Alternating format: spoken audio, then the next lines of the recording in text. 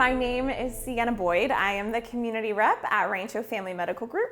Today I am joined with two very special guests. Guest number one is Rosemary. She has been a patient of Rancho Family Medical Group and she loves healthy Hispanic cooking. So I'm super happy you're here. Thank you. We're also here with Dr. Denise Dvorquez. She also is very passionate about healthy Hispanic cooking. She is more on the plant-based side. So today we're going to be making enchiladas, which is super exciting. It's one of your homemade recipes, right? Sort of, yeah. Sort of. Where adapted did you from a friend's recipe. Adapted from a friend's recipe. So we're stealing her recipe for us and you guys. Right. And Dr. Denise, you are more of a plant-based eater, right? Yes, currently I started to eat only plants to help with the environment and my health.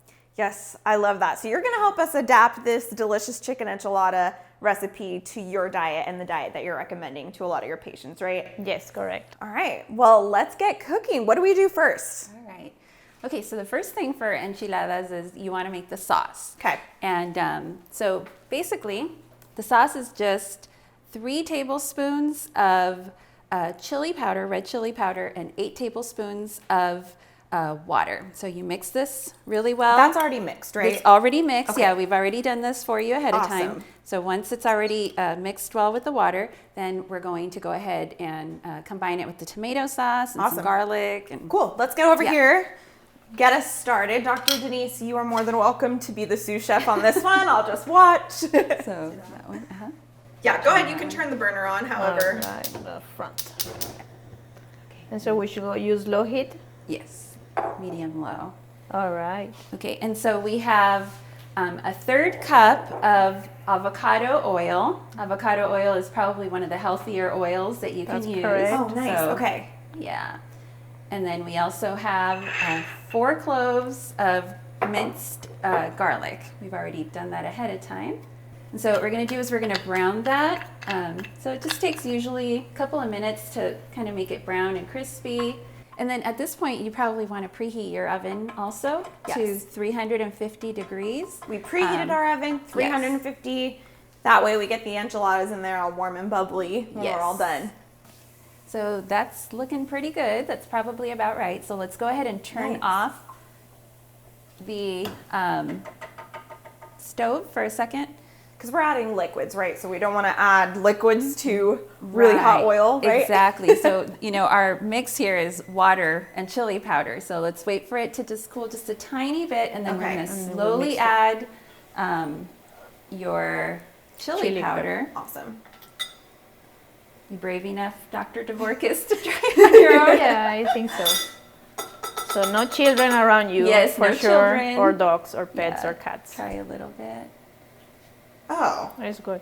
Oh, yeah. She's I like your technique. Slow and sure. Okay. And then just mix it together. Yeah, so then once you have that all in, we can go ahead and turn your burner back on to a medium low. And we're going to mix that oil in as much as we can.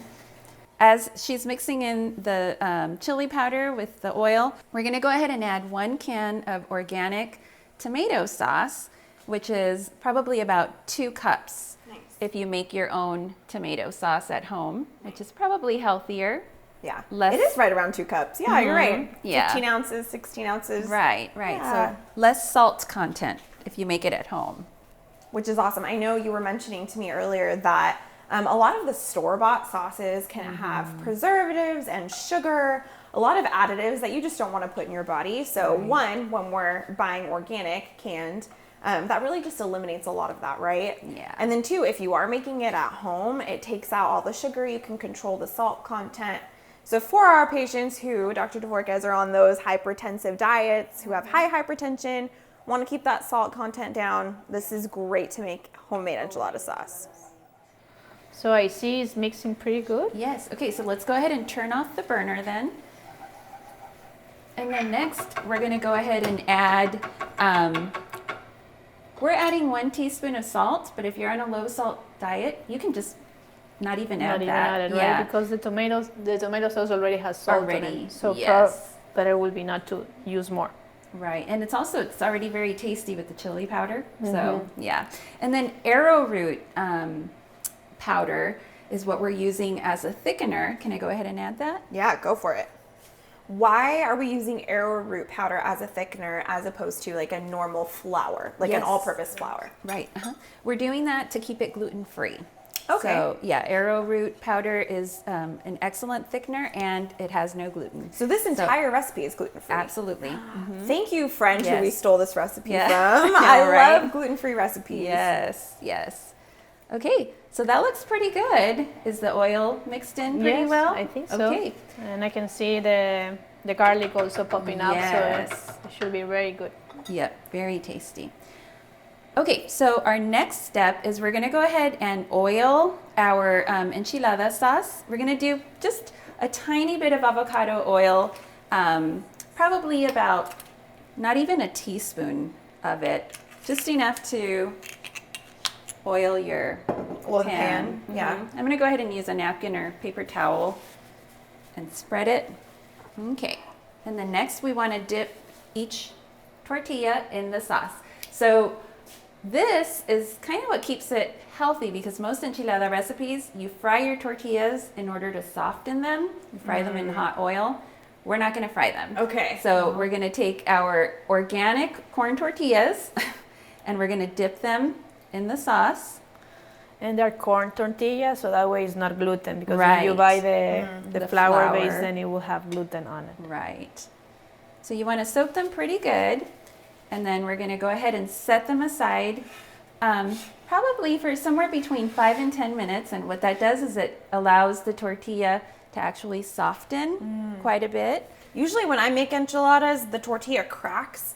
And so Yes. that's when you fry that, it makes it Yes. not crack. So this makes it not crack and is also healthy, right? And it's also healthy, right? And you know, another thing I like to do at home when I don't have time to roll is I just layer it's like the a tortillas. casserole. Yeah, like a Nice. casserole. So you can layer the chicken. If you're using cheese, you can layer the cheese, and it just takes one step out of the equation.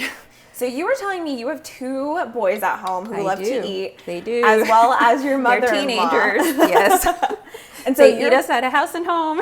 oh my gosh, as teenage boys do. Yes, And you uh-huh. also have your mother-in-law living with you. Yes. Does she enjoy cooking this? Is it easy for her? Yeah, it's so easy. Anybody can do it. The Nice. youngest to the oldest. I love that. Yeah. All right, what's next? So we're soaking the tortillas. Okay, so we're soaking the tortillas for about 5 to 10 minutes, so they the sauce seeps through and softens them, so it's easy to roll. And so what I like to serve with that is I like to garnish it with pico de gallo. And pico de gallo is not unhealthy, it's just vegetables. So it's cilantro and Roma tomatoes hold up better in salsas and pico de gallo. You can go ahead and we have chop it for her. Yeah, if you want to, somebody can start chopping the cilantro, and then I've already chopped the onion ahead of time. And I also just want to add that you can actually grow this in your garden or in a small pot, and it's very easy. And I think Home Depot is actually selling the cilantro Oh, in it the is store. that season, isn't it? It's garden season. So you can grow it and a little bit of water, and then you have this fresh, delicious herb Nice. to use. No, yeah. And so we've already chopped up about half of a yellow onion. We're going to add that. So we're going to chop our tomatoes, our Roma tomatoes, in small cubes. Delicious. I think we've all seen pico de gallo. We know that it looks like, little Yes. bite-sized pieces of each thing. Onions, tomatoes. Especially when cutting tomatoes, I think having a sharp knife, just in general as kitchen safety, is a huge deal. Yeah. And you can always tell if your knife is sharp if the tomatoes don't squeeze out all of their juice. So Yes. I think we're using a great knife. Do we need to add anything else to the pico? Just lemon. Just lemon. Yeah, the juice of one whole lemon. A whole lemon. Oh, Yes. yeah. Make Makes it it- very tangy. Yes. Okay, so now we're going to go ahead and assemble our enchiladas now that the tortillas are kind of softer with the sauce. And so today we're going to make chicken enchiladas. I went ahead and cooked the chicken ahead of time. You can cook chicken breasts in the crock pot if you'd like, or you can boil it however you want, however your preference is. I love the crock pot because you can just leave it on overnight. In the morning it's ready, or turn it on in the morning before you leave for work on low, and when you come home, your chicken's done. So, and you're using chicken breast, right? Yes. Okay. Chicken breast, and so it's just shredded. It's been cooked and shredded, just with a little bit of salt and pepper, not too much. And so you're just going to kind of line your chicken in the middle. Then you're going to take your tortilla and kind of do like a big roll. You don't have to make it very tight. And then just set it in your pan. Remember, we've already oiled our pan. And so we're going to repeat that for all the remainder of our tortillas. Do you want to try, Dr. Dvorquez? Yes, I'll try. Yeah. And if we don't want to use chicken, what could we do instead? We could use mushrooms, which has Okay. high protein percentage on them, and we can also use beans. Okay. And most of the vegetables that are already going to be put at some point in enchilada also has high protein. So we can have we can do an adaptation of this with other foods. Right. Okay. Because I know you were saying that you personally are eating plant-based, but you recommend plant-based for a lot of your patients too, right? Yes, I am recommending that, especially for patients that have diabetes, that have high cholesterol, and they're trying to, maybe hopefully be cured, quote unquote, from these diseases. Actually, Yeah. plant-based have been shown to be very effective. So it's an alternative.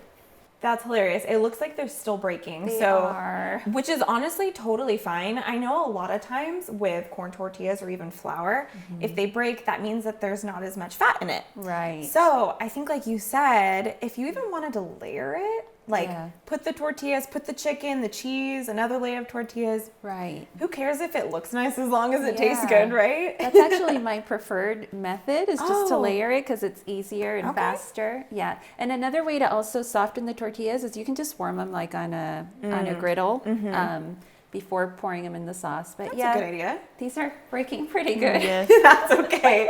That's okay. We're all here learning together. The taste is good, so. So, okay, what's next? So we assembled all the cracking enchiladas, which is Yeah. totally okay. Then you just put cheese on it? Yeah, Okay. if you're doing cheese, you can layer the cheese on top as much as you want. That's just Monterey Jack and cheddar, a mix of both. And I guess if your tortillas crack, the cheese kind of covers it, Cheese right? covers a multitude of sins. That's right.